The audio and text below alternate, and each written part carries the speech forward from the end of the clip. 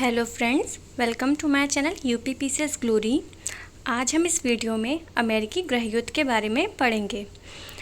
इसकी भूमिका में हम ये देखेंगे अमेरिका के उत्तरी एवं दक्षिणी भाग में रहने वाले लोगों के मध्य कई बातों पर पारस्परिक मतभेद थे और इन्हीं मतभेदों के चलते इनके बीच 1861 ईस्वी में जो संघर्ष हुआ वह इतिहास में अमेरिकी गृह युद्ध के नाम से जाना जाता है। यह एक इसकी भूमिका हो जाएगी। अब हम इसके कारणों को देखेंगे। तो सबसे पहले हम आर्थिक कारण देखेंगे। आर्थिक कारण के अंतर्गत आर्थिक असमानता के कारण उत्तर एवं दक्षिणी राज्यों के अर्थचक्र, जीवन दर्शन, विचारधारा में अंतर था। दक्षिणी अमेरिकी व्यवस्था श्रम प्रधान दासों पर निर्भर थी तथा उत्तर अमेरिका उद्योग व्यापार के रूप में समृद्ध था। उत्तरी अमेरिका में जहाज बनाने उद्योग का विकास हुआ। दक्षिणी अमेरिका बागवानी पर निर्भर था। उसके बाद हम नैतिक कारणों को देखेंगे। इसमें दास व्यवस्था, दास व्यापार की अनैतिकता का मुद्दा, मैक्सिको का युद्ध देखेंगे। उसके बाद हम संवैधानिक देखेंगे। दास व्यवस्था का मुद्दा, संवैधानिक जटिलता, विधानमंडल सदस्यों में दासों का मूल्य 3/5 मत, जिससे विधानमंडल में दक्षिणी अमेरिकी राज्यों का पलड़ा भारी था। अब्राहम लिंकन के नेतृत्व ने दास प्रथा उन्मूलन को प्रभावी किया। अब हम अमेरिकी गृह युद्ध के परिणामों को देखेंगे। संविधान का 13वां संशोधन, दास प्रथा उन्मूलन, नई औद्योगिक सभ्यता का जन्म, दक्षिणी राज्यों में औद्योगिकीवाद, मजबूत राजनीतिक व्यवस्था की स्थापना, आधुनिक रणनीति के विध्वंसक युद्धों की शुरुआत, उत्तर क्षेत्र में वस्तु मूल्य 177% बढ़ी तथा दक्षिण में केवल 43%, राजकीय प्रभुसत्ता सिद्धांत पूर्णतः अंत। अब हम देखेंगे इसके अंदर लिंकन की भूमिका क्या थी अमेरिका के गृह युद्ध में। तो इसके कुछ पॉइंट्स देखेंगे हम। अब दासता उन्मूलन की उद्घोषणा 1863, युद्ध का कुशल नेतृत्व, सेना संगठन, दक्षिणी राज्यों से कूटनीतिक बातचीत, गेटिसबर्ग संबोधन में अमेरिकी मूल्यों व लोकतांत्रिक मूल्यों को उजागर किया। मुख्य लक्ष्य संघ को बचाना, दक्षिणी राज्यों को संघ से अलग होने के प्रयासों को अवैध बताया। ये इसमें लिंकन की भूमिका थी अमेरिका के गृह युद्ध में। अब हम फ्रांसीसी क्रांति के बारे में देखेंगे। 1789 की फ्रांसीसी क्रांति फ्रांस की निरंकुश एवं स्वेच्छाचारी राजनीति सत्ता के विरुद्ध एक क्रांति थी, जिसके मूल में असमानता, भेदभाव पर आधारित सामाजिक एवं आर्थिक व्यवस्था विद्यमान थी।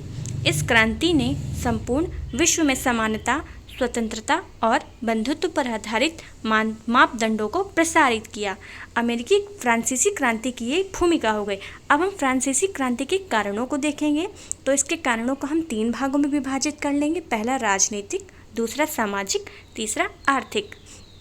अब हम इसके राजनीतिक कारणों के बारे में इसमें देख लेंगे। दोषपूर्ण प्रशासनिक व्यवस्था, उच्च पदों की बिक्री, लुई 16 को प्रांतीय संसद से मजबूत विरोध प्राप्ति, बूर्बो वंश शासक की तानाशाही की अयोग्यता, विलासिता, स्टेट जनरल और पार्लियामा की शक्तिहीनता। सामाजिक कारण के अंतर्गत देखेंगे पादरी वर्ग, कुलीन वर्ग का वर्चस्व, असीमित विशेषाधिकार, थर्ड स्टेट पर भारी करारोपण, कुलीन वर्गों का महत्वपूर्ण पदों पर अधिकार, प्रबोधन, पुनर्जागरण प्रभाव, अमेरिकी क्रांति, रूसो, वाल्टेयर का प्रभाव, राजाओं को दिव्य अधिकार का विरोध। आर्थिक कारण के अंतर्गत आम जनता पर असहनीय कर, चाय रोटी के बढ़ते दाम, लुई 16 की विलासितापूर्ण शैली, दरबार आयोजन, अमेरिकी की मदद से राजकोष खाली, त्रुटिपूर्ण करण प्रणाली। अब हम इसके परिणामों को देखेंगे। समानता, बंधित्व, समानता की स्थापना, मानवाधिकार व गणतंत्र से कृषि दासता संस्थान खात्मा, चर्च की संपत्ति राष्ट्रीय संपत्ति में तब्दील, यूनान की स्वतंत्रता, इटली का एकीकरण, जर्मनी एकीकरण का मार्ग प्रशस्त, लोकतंत्र सिद्धांत, कल्याणकारी राज्य की अवधारणा। अब हम फ्रांसीसी क्रांति के सकारात्मक और नकारात्मक पक्ष के प्रभावों को देखेंगे। तो सकारात्मक पक्ष के अंतर्गत वेनेजुएला, कोलंबिया, इक्वाडोर, स्पेन से मुक्त, दासता उन्मूलन, सामंतवाद का विनाश, नेपोलियन संहिता, योग्यता का आधार इसमें भर्ती होने के लिए था। ब्रिटेन में चार्टिस्ट आंदोलन, जो कि श्रमिक मताधिकार था। अब नकारात्मक पक्ष में देखेंगे श्रमिक शिकायत दूर करने में विफलता, लोकतांत्रिक शासन विफलता, जैकोबियन का आतंक, निरंतर युद्धों के कारण नेपोलियन मुक्तिदाता नहीं था बल्कि विजेता के रूप में देखा गया। अब हम उसके बाद नेपोलियन के ऊपर देखेंगे। नेपोलियन का जो युग रहा है उसमें नेपोलियन संबंधी क्योंकि क्वेश्चन ये पूछा जा चुका है तो हम ये देख लेंगे इसमें। इसकी भूमिका के अंतर्गत नेपोलियन बोनापार्ट फ्रांसीसी क्रांति में प्राथमिक व्यक्तियों में से एक था। राजनीतिक क्षेत्र में उसका प्रभाव और एक अन्य सैन्य जनरल के रूप में उसके अनुभव ने उसे फ्रांसीसी राजशाही के खिलाफ सामूहिक प्रतिशोध का अग्रदूत बना दिया था। अब हम देखेंगे नेपोलियन के उदय के कारण क्या थे। तो फ्रांस की आर्थिक दशा पतनोन्मुख, नेशनल कन्वेंशन का संविधान या संसद सदस्य क्रांति को प्रतिकूल, नेपोलियन ने फ्रांस की प्रतिष्ठा को युद्ध में ठहराया, मध्यम वर्ग को नेपोलियन का समर्थन मिला, अन्य वर्गों द्वारा अपने हितों के आधार का समर्थन किया गया। अब हम इसको नेपोलियन के दो पक्ष में देखेंगे कि नेपोलियन क्रांति के लिए एक पुत्र के तरीके से था या वो क्रांति का एक हंता था। तो क्रांति के पुत्र के रूप में नेपोलियन के हम प्रभाव को देखेंगे। कौंसिल व्यवस्था की स्थापना, नेपोलियन की विजय, इटली का अभियान, पेरिस कन्वेंशन के दौरान सुरक्षा, सामंती प्रथा की समाप्ति, नेपोलियन के सुधार। अब हम उसको क्रांति के हंता के रूप में देखेंगे।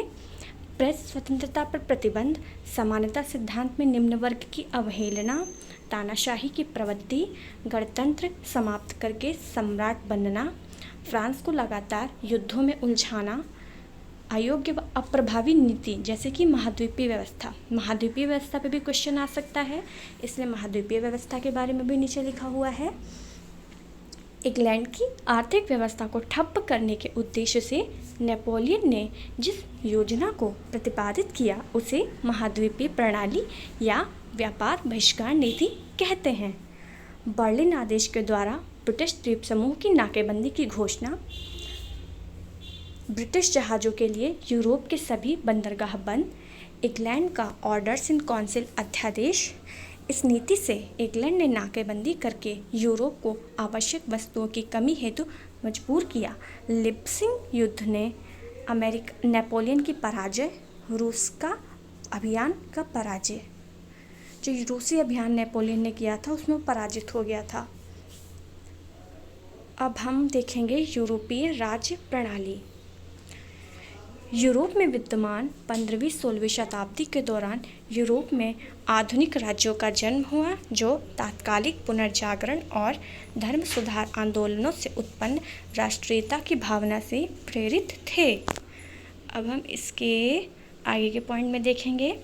आधुनिक युग के प्रारंभ में पश्चिमी यूरोप से स्पेन, फ्रांस, इंग्लैंड, पुर्तगाल तथा दक्षिण पूर्वी और मध्य यूरोप में Germany, Italy, Bohemia, Poland, Sweden, Norway, तुर्की, रूस आदि का जन्म हुआ। अब हम राष्ट्र राज्य के उदय के कारणों को देखेंगे। सामंतवाद का पतन, व्यापार वाणिज्य का विकास, मध्यम वर्ग का उदय, धर्म सुधार आंदोलन, पुनर्जागरण, प्रबोधन, चर्च का पतन, नवीन आविष्कार, बारूद, तोप, देवी उत्पत्ति का सिद्धांत, रोमन साम्राज्य का पतन, नेपोलियन के विजय, युद्ध। अब हम अपना नेक्स्ट टॉपिक देखेंगे औद्योगिक क्रांति। इसकी भूमिका में देखेंगे हम 18वीं शताब्दी के उत्तरार्ध में ब्रिटेन में उत्पादन साधनों और आधारभूत उद्योगों की प्रणाली में अभूतपूर्व परिवर्तन हुआ जिसे औद्योगिक क्रांति कहा गया। इस दौरान लघु व कुटीर उद्योगों के स्थान पर कारखाना प्रणाली तथा दस्तकारी के स्थान पर मशीन युग का आरंभ हुआ। अब ऐसे क्या कारण थे कि सर्वप्रथम औद्योगिक क्रांति इंग्लैंड में ही शुरू हुई, तो उसके कुछ हम पॉइंट्स देखेंगे। सामंतवाद पतन के कारण पूंजीवाद का उदय, विशाल उपनिवेशिक साम्राज्य होने के कारण कच्चे माल की सुलभता, नवीन तकनीकी आविष्कार जैसे power loom, spinning jenny, water frame, कोयला व लौह उत्पादन की वृद्धि, डार्बी द्वारा विकसित लोहा गलाने की पद्धति, नौसैनिक शक्ति, व्यापार हेतु बंदरगाह की उपलब्धता, उसकी भौगोलिक अवस्थिति, सहायक नदियों का अच्छा प्राकृतिक नेटवर्क। अब हम देखेंगे औद्योगिक क्रांति के प्रभाव क्या रहे। औद्योगिक क्षेत्र वर्चस्व, कृषि प्रणाली की कमी, कारखाना पद्धति का उद्भव, प्रवासन से शहरीकरण की बढ़ोतरी, स्वच्छता व स्वास्थ्य समस्याओं की बढ़ोतरी, सस्ते वेतन पर श्रम बल ने बाल श्रम व महिला भागीदारी को बढ़ावा दिया, विलासिता संबंधी वस्तुओं का उत्पादन अधिक हुआ, जिससे उपभोक्तावादी संस्कृति का विकास होता है। बाजार की खोज को प्रोत्साहन, उससे उपनिवेशवाद साम्राज्यवाद का जन्म होता है। यातायात साधनों का विकास होता है।